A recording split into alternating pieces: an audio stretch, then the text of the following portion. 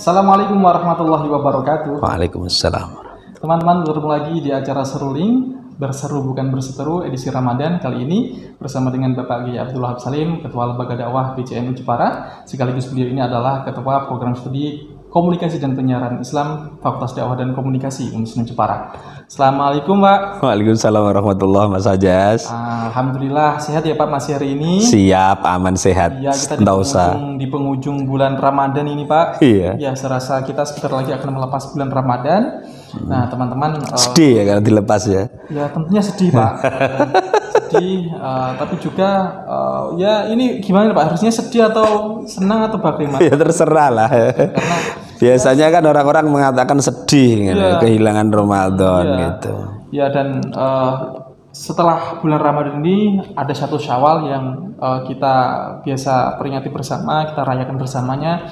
Ya, banyak orang yang membuat istilah itu hari kemenangan, kemudian hari raya Idul Fitri. Nah, kita hari ini akan membahas itu Pak. Mungkin bisa dijelaskan apa itu sebenarnya hari raya Idul Fitri, kemudian apa yang harus kita lakukan di hari raya Idul Fitri itu, apakah ya kita harus kesana kesini ya, dan hari-hari ini memang kita teman-teman kita, saudara-saudara kita itu memang ada larangan untuk mudik. Tidak boleh mudik karena kita masih dalam pandemi ini Pak. Silakan Pak terkait dengan Idul Fitri. Bismillahirrahmanirrahim. Assalamualaikum warahmatullahi wabarakatuh. Mas Ajas dan sahabat-sahabat sekalian, tentu kita dari Lembaga Dakwah, dari LTN, dan kita yang di tim Seruling itu mengucapkan selamat Hari Raya Idul Fitri. Ya, selamat Hari Raya Fitri lah gitu ya. Selamat Idul Fitri. Taqabbalallahu minna wa minkum siyamana wa siyamakum. Idul Fitri itu Mas Aja sering diartikan sebagai hari raya fitri. Id itu hari raya, kemudian fitri itu maknanya adalah satu asal kejadian. Oh, fitri itu mbak saya Pak. Oh gitu. Berarti ya asal kejadian. Asal kejadiannya manusia itu ya tidak punya dosa, bersih, sehingga Idul Fitri itu hari raya menuju asal kejadiannya manusia. Kemudian fitri itu artinya juga berbuka. Ya berbuka, jadi hari raya di mana orang yang semula puasa itu kembali untuk berbuka lagi, untuk makan, minum dan seterusnya dan seterusnya. Sehingga saya lebih senang memaknai Idul Fitri itu sebagai hari raya asal kejadiannya manusia. Artinya asal kejadiannya itu sudah bersih. Di sini kan menungso itu kan asal kejadiannya kan begitu. Bersih. Ketika bayi kan itu kan bersih, tidak punya dosa dan seterusnya. Idul Fitri seharusnya itu merayakan momen itu. Lah orang dianggap bersih sesuai dengan asal kejadiannya dan seterusnya. Itu kalau dia sebelumnya memang berupaya untuk membersihkan diri. Kapan itu ya? Ketika momen Ramadan. Sebenarnya itu momennya itu mulai Rajab, Sya'ban, Ramadan, itu prosesnya itu terus berlangsung. Orang itu untuk membersihkan diri. Biasanya gini lah ya, jiwa malakiyahnya itu lebih ditingkatkan. Tidak hanya jiwa yang syaitoniyah, bukan hanya yang bahimiyah atau kebinatangan, malakiyah, sehingga dia lebih bersih dan seterusnya. Nah, itulah kemudian bagi orang-orang yang berjuang di situ di Ramadan itu dengan siyam, qiyam, kemudian dia bisa merasakan dan bisa melaksanakan, memperingati kembali kepada asal mula kejadiannya yang bersih itu tadi. Tapi pertanyaannya, nek misalnya poso ora gelem poso, traweh ora mangkat, sembayang moh, anggere penggaweane turu wek udut, misalnya kayak gitu. Ya iku menang ta ora kira-kira? Menang itu kan bagi orang yang berjuang ya. Kalau misalnya dia tidak berperang sama sekali terus menang untuk ngopo? Iya, makanya hari kemenangan itu maksudnya dia dianggap telah menang untuk melawan musuh yang paling nyata, paling utama, yaitu hawa nafsunya sendiri. Nah, kira-kira seperti itu pemahamannya, sehingga Idul Fitri itu adalah hari raya menuju asal kejadian manusia yang memang tidak punya salah, tidak punya dosa, sehingga kayak dikumbah, sehingga dia berhak melaksanakan Idul Fitri bagi mereka yang ketika bulan Ramadan atau bahkan sebelumnya itu sudah melaksanakan aktivitas-aktivitas yang baik. Kemudian yang kedua, fitri itu juga biasa dimaknai dengan fitrah. Nah, fitrahnya manusia itu adalah menjadi makhluk yang hanif, Hanif itu artinya cenderung kepada kebaikan. Ini kok dari tadi kok kita sebut nama-nama orang sih Pak? Ada Fitri, ada Fitra, ada Hanif. Teman-teman itu. Iya. Iya. Iya. Jadi manusia itu punya fitrah namanya Hanif. Hanif itu cenderung kepada kebaikan. Dia seneng kebaikan, seneng keindahan. Sak bajingan-bajingane wong itu tentu di dalam fitrahnya dia itu tetap dia kepengen dadi wong apik. Nek roh hal-hal sing apik dia tetap seneng. Ora mungkin dia roh hal sing apik terus fuadnya atau hati nuraninya yang terdalam. Itu apa orang lagi? Fuad ya.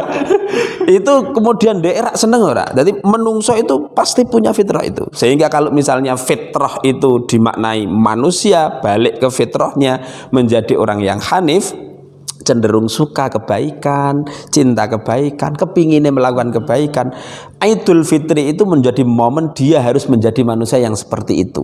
Sehingga saya sering katakan, jangan mengaku kembali ke fitrah atau jangan mengaku merayakan fitrah kalau kamu itu masih nesunan, kalau kamu itu masih garang, masih ngamuan, menyebarkan agama dengan ngomak-ngamuk, dengan menindas banyak orang misalnya. Karena itu bukan fitrahnya manusia. Fitrahnya manusia Mas Anjas nek roh apa-apa sing indah pasti seneng, roh apa sing apik pasti seneng. Sak elek-eleke wong dhek kepengin bahwa anaknya menjadi orang-orang baik, bahwa dirinya sendiri kepengin menjadi orang baik, memandang sesuatu dengan kebaikan, bahkan kepada yang salah dengan dia pun dia pasti akan memandang dengan pandangan kebaikan di momen itu. Makanya ketika Idul Fitri itu kemudian wong sing rada salah ning awake dhewe sebelum Idul Fitri pol poso wae awake dhewe mungkin ijeng grundel, tapi pas Idul Fitri terus aku njaluk ngapura ya Kang. Iku mesti kene awake dhewe memandang orang itu dengan pandangan yang hanif itu, dengan pandangan yang enak saja. Anu ya saolike ya sebalik ya begitu Mas Ajas. Nah, kemudian terkait dengan tradisi-tradisi itu tadi baju baru dan seterusnya itu kan simbol-simbol ya. Sowan ke kiai, itu tradisi baik sebenarnya, tapi kalau misalnya ini ada larangan pandemi karena ada kemadorotan yang dianggap atau diprediksi lebih besar, kalau misalnya nanti kita harus sowan, toh masih ada media lain, bisa pakai virtual, bisa pakai video call dan seterusnya. Dan saya kira seluruh orang yang mematuhi protokol itu atau aturan itu pasti sudah sangat mewajarkan lah, oh memang bisanya begini dan kayak gitu kira-kira aturannya. Nah, tradisi-tradisi itu memang menjadi tradisi-tradisi baik sebenarnya. Yang tidak baik itu kalau misalnya tradisi itu kemudian disalahartikan atau disalah maknakan. Contohnya begini, yang namanya orang baju baru itu kan simbol bahwa kita mungkin memiliki jiwa yang baru. Meskipun ada yang mengatakan yang namanya Eid itu bukan man labisal jadid ya, tapi Eid itu kan man ta'atuhu tazid dan seterusnya itu. Memang itu iya, tetapi baju baru itu simbol bagaimana itu baru, bersih, sehingga kita itu menjadi jiwa yang baru, menjadi jiwa yang bersih. Tapi problemnya baju baru sekarang menjadi tren mode. Itu yang berarti ada salah